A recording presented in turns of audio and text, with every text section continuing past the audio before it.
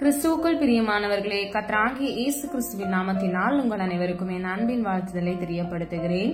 இன்று நாம் ஜெபத்தில் போராட்டம் என்கிற தலைப்பின் கீழ் நாம் தியானிக்க போகிறோம்.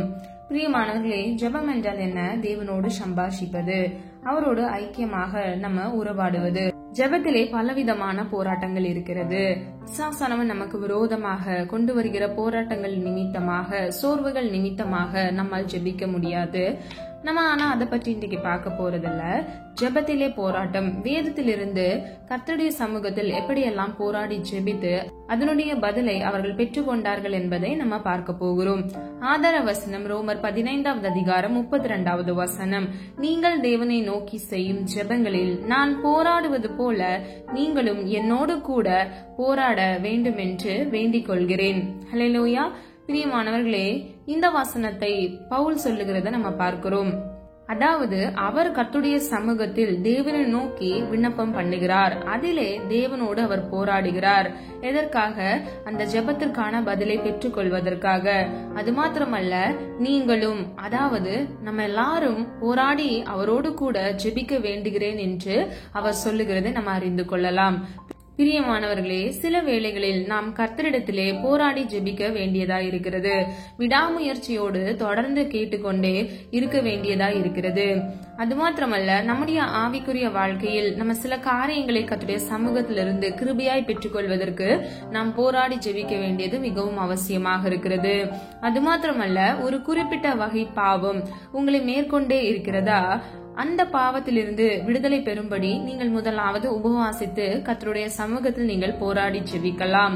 அது மாத்திரமல்ல, சில சத்ருவினுடைய போராட்டங்கள் உங்களை விடாமல் தொடர்ந்து வருகிறதா? ஒரு பயம், ஒரு நெருக்கம், உங்களால ஒழுங்கா தூக்க முடியல, ஸ்ட்ரெஸ்ஸா இருக்கு அப்படின்னு சொல்லி நீங்க நினைக்கிறீங்களா? அப்ப நீங்க என்ன பண்ணுங்க? உபவாசித்து கர்த்தருடைய சமூகத்துல நீங்க ஜெபிங்க.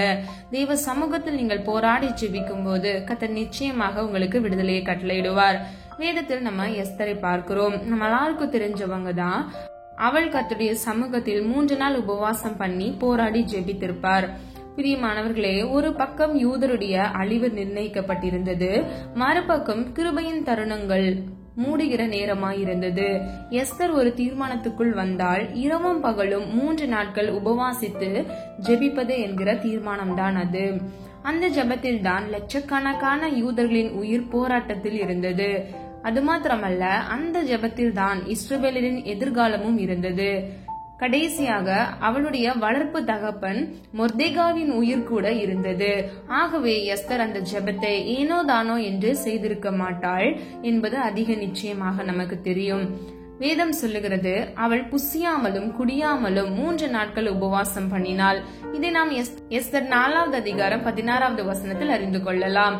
பிரியமானவர்களே, அந்த போராட்ட ஜெபம் வீணாய் போய்விடவில்லை. கர்த்தர் அந்த ஜெபத்தை கேட்டார். ராஜாவின் கண்களில் தயவு கிடைக்கும்படி செய்தார். அந்த போராட்டத்தில் எஸ்தருக்கும் வெற்றி கிடைத்தது, யூத ஜனத்திற்கும் வெற்றி கிடைத்தது. ஆனால் அவளுக்கு விரோதமாக, மொர்தெகாய்க்கு விரோதமாக தீங்கு செய்ய வேண்டும் என்று நினைத்த ஆமானுக்கோ அவனுடைய கூட இருந்த நபர்களுக்கோ மரணத்தை தழுவினார்கள் என்பதை நாம் அறிந்து கொள்கிறோம். பிரியமானவர்களே, உங்கள் வேலை ஸ்தலங்களில் பிரச்சனையா? உங்கள் கணவனோ மனைவியோ உங்களை விட்டு பிரிந்து போகிறது போல இருக்கிறதா? உங்கள் பிள்ளைகள் கர்த்தரை விட்டும் உங்களை விட்டும் தூரமாய் போய் உலக வாழ்க்கையில் அடிமையாக இருக்கிறார்களா? நீங்கள் என்ன செய்ய வேண்டும் தெரியுமா? நீங்கள் போராடி ஜெபிக்க வேண்டும். உங்கள் இருதயத்தை தண்ணீரை போல கர்த்தருடைய பாதத்தில் ஊற்றி விடுங்கள். இதற்காக உபவாசம் இருந்து பலத்த சத்தத்தோடும் கண்ணீரோடும் நீங்கள் ஜெபியுங்கள். இயேசு கிறிஸ்து கெத்செமனே தோட்டத்தில் போராடி ஜெபித்தார் என்பதை வேத வசனம் மூலம் நாம் அறிந்து கொள்கிறோம். அவர் இப்படியாக ஜெபித்தார்: பிதாவே, உமக்கு சித்தமானால் இந்த பாத்திரம் என்னை விட்டு நீங்கும்படி செய்யும். ஆகிலும் என்னுடைய சித்தத்தின்படி அல்ல, உம்முடைய சித்தத்தின்படியே ஆக கடவுது என்று சொல்லி கண்ணீரோடு ஜெபித்தார். தேவதூதன் இறங்கி வந்து அவரை பலப்படுத்தினான்.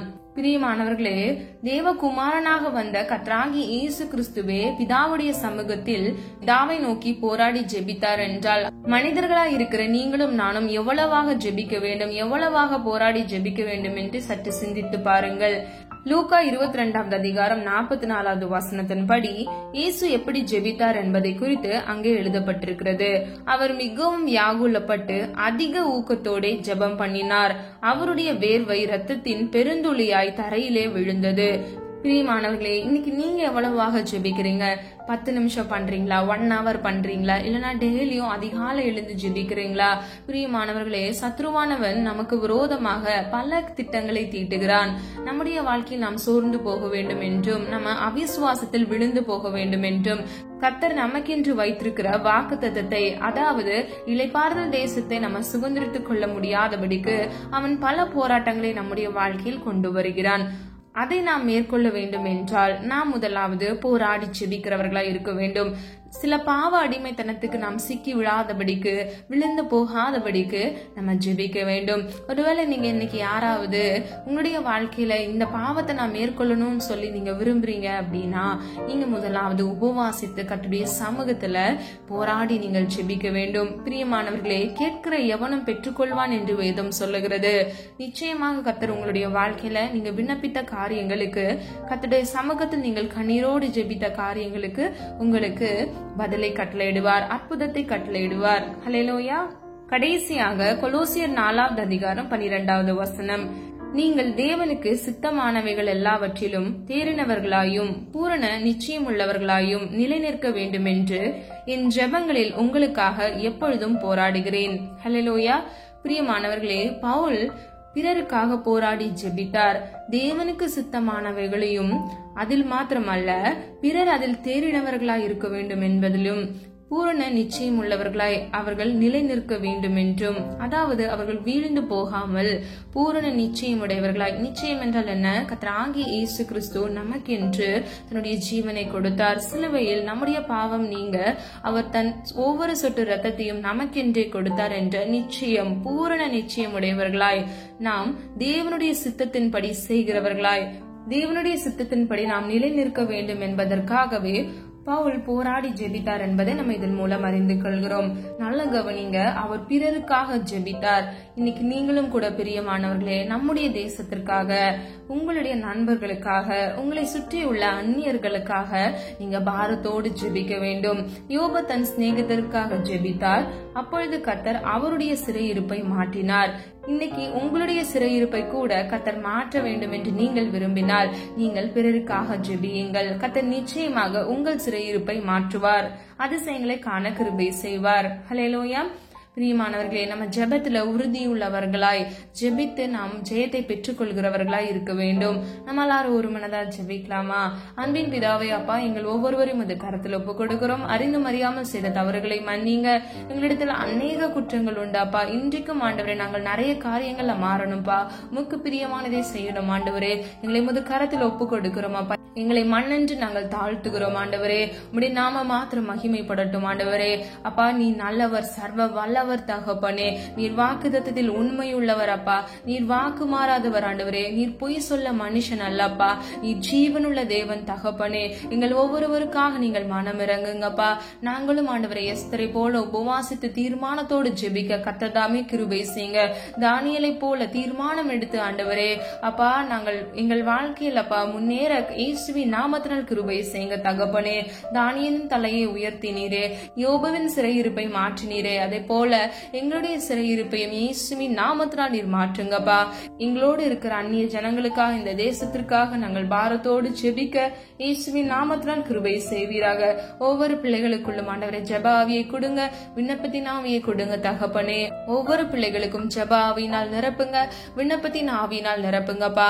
அநேக பேர் என்னால ஜெபிக்க முடியல என்று சொல்லுகிறாங்க தகப்பனே. அப்பா, பிற காரியங்கள் எல்லாம் செய்ய முடியுது, ஆனா ஜெபிக்க முடியல. கர்த்ததாமே அப்பா, பிள்ளைகளுக்காக மனமிறங்க முடியாய் ஜெபிக்கிறேன் தகப்பனே. ஜெபிக்க முடியாதபடிக்கு இருக்கிற எல்லா தடைகளையும் இயேசுவின் நாமத்தினால் தடைகளை தகர்க்கிறவர் தெரியுங்கப்பா. முழு விடுதலையை கட்டளையிடுங்கப்பா. ஒவ்வொரு பிள்ளைகளையும் இயேசுவின் ரத்த கோட்டைக்குள் மூடி மறைத்து உம்முடைய சித்தம் செய்ய கிருபை செய்யுங்க. வலது இடதுபுறம் சாய்ந்து விழுந்து போகாதபடிக்கு உம்முடைய நித்திய பரிசுத்த வழியில் நடக்க இயேசுவின் நாமத்தினால் கிருபை செய்யுங்க. அதிகாலை உம்மை தேடுகிறவர்கள் உம்மை கண்டடைவார்கள் என்று வேதம் சொல்லுகிறது அப்பா. அதிகாலையில் உம்மை தேடுகிறவர்கள் உம்மை கண்டடையத்தக்க இயேசுவின் நாமத்தினால் கிருபை செய்வீராக. காலைதோறும் உடைய கிருபை புதிதாக இருக்குமே தகப்பனே. அதிகாலையில் எழுந்து ஜெபிக்க புது புது கிருபையினால் நன்மையினாலும் ஒவ்வொரு பிள்ளைகளையும் அப்பா இயேசுவின் நாமத்தில் திருப்தியாக்க போகிறீர். அதற்காக நன்றி செலுத்துகிறோம் ஆண்டவரே. அப்பா, உம்முடைய சித்தம் செய்ய அப்பா, உமக்கு பிரியமாய் வாழ கிருபை செய்யுங்க தகப்பனே. அப்பா, எங்களுடைய குறைகளை எல்லாம் கிறிஸ்து இயேசுவுக்குள் மகிமையில் நீர் நிறைவாக்குங்க தகப்பனே. ஒவ்வொரு பிள்ளைகளின் கையின் பிரயாச பிரயாசத்தை ஆசீர்வதிங்கப்பா. பல காரியங்களை உடைய சமூகத்துல விண்ணப்பங்கள் வழியாக சொல்லிவிட்டு அப்பா ஆசீர்வாதத்தை சுதந்திரத்துக்குள்ள காத்து கொண்டிருக்கிற ஒவ்வொரு பிள்ளைகளின் அப்பா கூக்குரலை கேட்ட தேவன் அற்புதங்களை காண கிருபை செய்வீராக. ஒவ்வொரு பிள்ளைகளையும் பேர் பேரை ஆசீர்வதிக்கும்படியாய் ஜெபிக்கிறேன். ஜெபாவி நான் நிரப்பி விட்டீர். இனி வர நாட்கள் அப்பா அவங்க ஜெப வாழ்க்கையில் முன்னேறி நடக்க ஜெப வீரர்களாய் மாற இயேசுவின் நாமத்தினால் கிருபை செய்யுங்க. அப்படியே நீர் செய்து விட்டீர். அதற்காக நன்றி செலுத்துகிறோம். உடைய நாம மாத்திரம் மகிமைப்படுவதாக. ஜெபித்த ஒவ்வொரு ஜெபங்களுக்கும் நீர் ஆமென்றும் ஆமென் என்றும் பதில் கொடுத்து விட்டீர். அதற்காக நன்றி செலுத்துகிறோம். நாங்கள் ஒரு மனதாக விசுவாசிக்கிறோம் அப்பா. உடைய நாம மாத்திரம் மகிமைப்படுவதாக. எங்களை தாழ்த்துகிறோம், வெறுமையாக்குகிறோம். மீட்பர் இயேசு கிறிஸ்துவின் மூலம் ஜெபிக்கிறோம் ஜீவனுள்ள நல்ல பிதாவே, ஆமீன். God bless you. பிரியமானவர்களே, இந்த வீடியோ உங்களுக்கு பிடிச்சிருந்துச்சுன்னா லைக் பண்ணுங்க, சப்ஸ்கிரைப் பண்ணுங்க மற்றும் பெல் ஐகான் கிளிக் பண்ணுங்க. God bless you.